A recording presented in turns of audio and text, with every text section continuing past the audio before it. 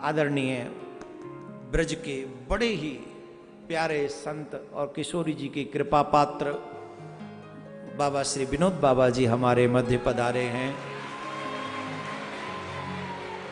और आप सभी का बड़ा परम सौभाग्य है। आइए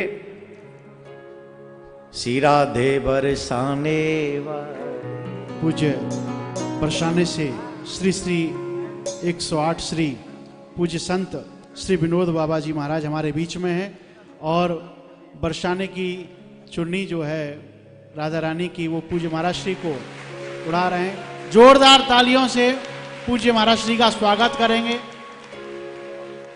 जोरदार तालियों से पूज्य विनोद बाबा जिनके विषय में जितना कहा जाए उतना कम है, जिनकी संत सेवा, जिनके विषय में जो ज्ञान आप श्री को प्राप्त है और जो सेवा भाव, जो धर्म की सेवा आप श्री के माध्यम से जो की जाती है और जिस प्रकार संत सेवा आपके माध्यम से की जाती है वो अपार है। एक बार करतल ध्वनि से पूज्य जो बरसाने में विराजते हैं और जो व्यक्ति छोटे से छोटा, बड़े से बड़ा जो पहुंच जाए उसको इतने लाड़ से, उतने प्यार से उसको सम्मान उस स्थान पर मिलता है।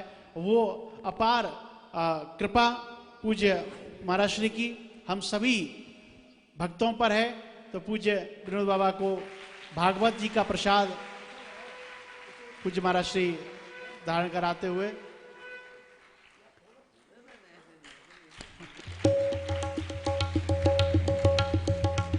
हम सब पर ये परम सौभाग्य है कि हम पंचम पाठ उत्सव में ठाकुर प्रियाकांजुके में आज यहाँ मौजूद हैं और पूज्य बाबा के दर्शन हुए हैं और पहले ही बार इस स्थान पर पूज्य महाराज श्री पधारे हैं और प्रियाकांजुके इस पंचम पाठ उत्सव में आप पधारे हैं। हृदय से पूरे विश्व शांति मिशन की ओर से पूज्य बाबा का हम सभी स्वागत करते हैं कि उन्होंने कृपा बरसाई। बरसाने से राधा रानी की हम कहेंगे कि कृपा आपके स्वरूप में हमें प्राप्त हुई है और ऐसे ही उनका प्यार, ऐसे ही उनका दुलार हम सब पर मिलता रहे।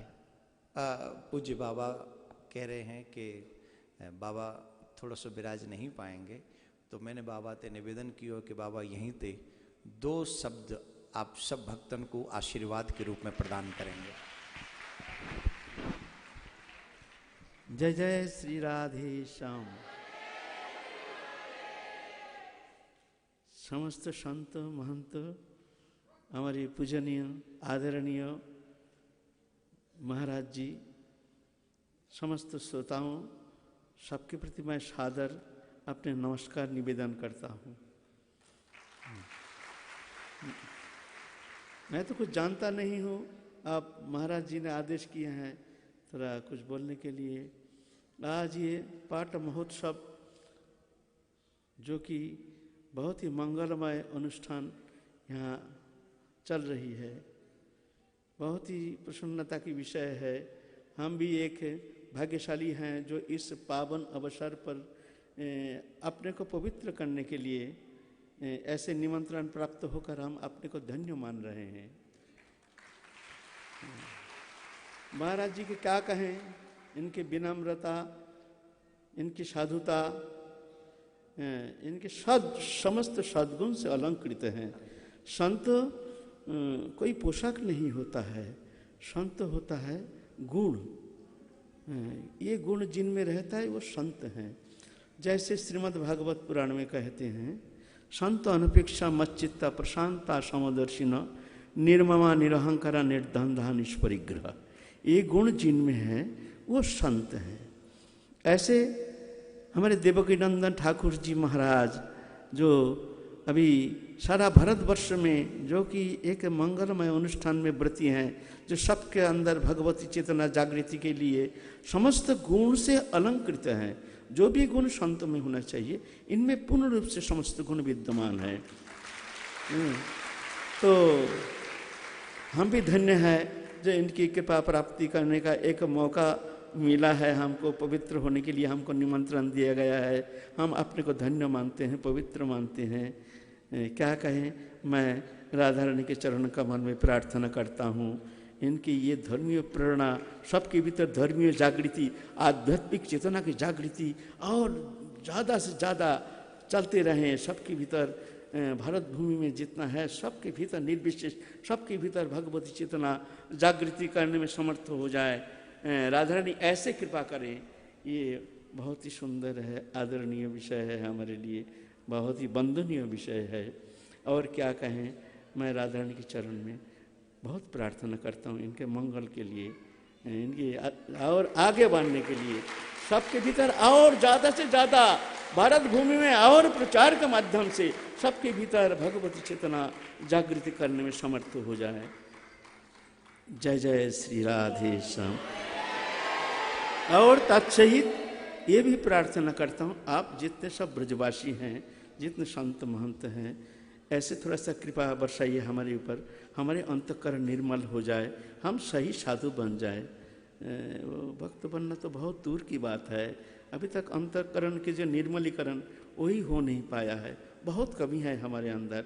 मैं प्रार्थना करता हूँ आप सबके आशीर्वाद से हमारे अंतःकरण पवित्र हो जाएगा, निर्मल हो जाएगा। जय जय श्री राधे श्याम। बाबा ने आज मेरी बात वही, तो बाबा बोले हम तो आएंगे पर आपको हमारे यहाँ ना भोजन करना पड़ेगा। क्यों? मैंने निवेदन किया, खैर ये तो हमारे जैसे तो फकरदास है नहीं, इनकी बहुत सारी ड्यूटी हैं, प्रचार मूलक बहुत सारे कर्म करना पड़ता है। हम तो राधा रानी का अयोग्य हैं, कोई कर्म में तो आया नहीं, ना भक्ति ना भजन ना कुछ, ना तो जगत के मंगल, क्या अपना मंगल ही हम कर नहीं पाए, क्या करेंगे जगत का मंगल, क्या करेंगे सबके मंगल करने के लिए? पहले तो अपना मंगल तो करना चाहिए। हमारे पॉकेट में 1 रुपया होगा तब ना 10 पैसा आपको दे सकते हैं, तो हमारा भंडार में कुछ है नहीं, इसीलिए हम तो हमारे लिए तो कर्म है नहीं। फिर भी हमने आग्रह किए हैं, अगर समय मिले कृपा करके हमारे यहाँ थोड़ा प्रसाद पाने के लिए कष्ट स्वीकार करके हमको कृतार्थ करें। जय हो। अब बाबा इतने प्यार से कहें, अब वो बरसाने में रहे वारो बाबा, अब वो अरे बाबा और उनकी तरह मुंह पे बोल ना आवे, पर हमारो बरसाने वारो विनोद बाबा जो राधा रानी को विशेष विशेष प्रिय है, जो आहरनेस किशोरी जी के भजन के बिना और कुछ करे ही नहीं है, ऐसे बाबा कहें कि आपको प्रसादी पावे आनो है। जो कोई नाई कर दे वाते बड़ो दुर्मति और वाको दुर्भाग्य कौन कह सके। बाबा ज्यादा आज्ञा करेंगे प्रसादी कुटिया पे ही पाएंगे। जय हो जय हो जय। और बाबा आज पधारे, वाकई आप सबको आज आपका जितने भी यहाँ प्रांगण में है, संत की विशेषता यह है कि वो अपने आप को छोटा ही बताता है। संत अपने आप को छुपा लेते हैं और ऐसे विशेष संत विशेष छुपा लेते हैं। बाबा को इन सब चीजों का ध्यान नहीं रहता है, पर बाबा की चर्चा विदेशों में बहुत होती है।